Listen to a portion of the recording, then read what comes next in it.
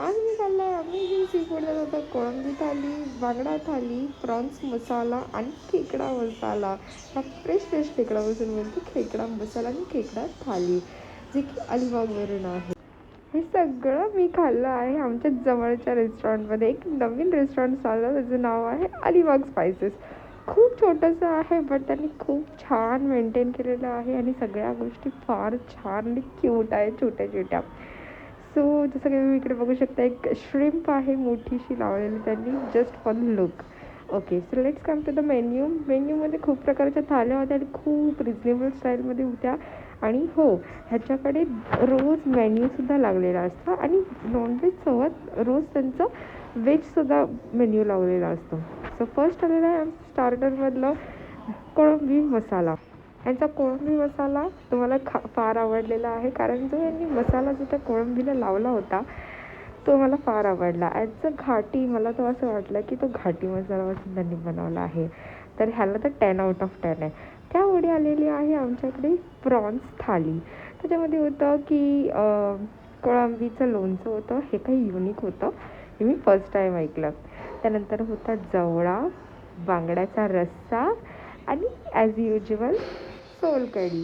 So हे सगळं तर होतं आणि त्यात एकदम ढासू म्हणजे hero of the dish prawns रवा फ्राय, साईडला सॅलड आणि 3 चपाती.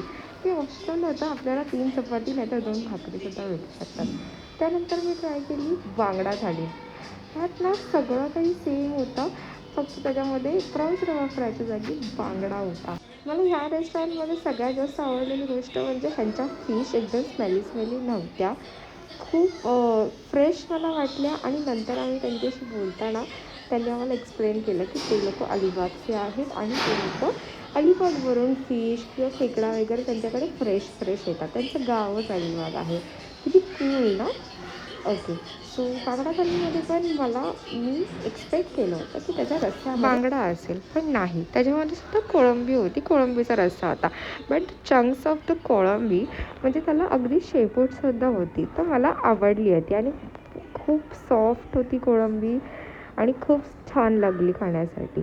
ओके, सो आम्ही जेवता जेवता तिकडचे जे ओनर आहेत ते आमच्याशी थोडंसं गप्पा वगैरे मारायला आले, बोलायला आले की हाऊ वॉज द फूड वगैरे.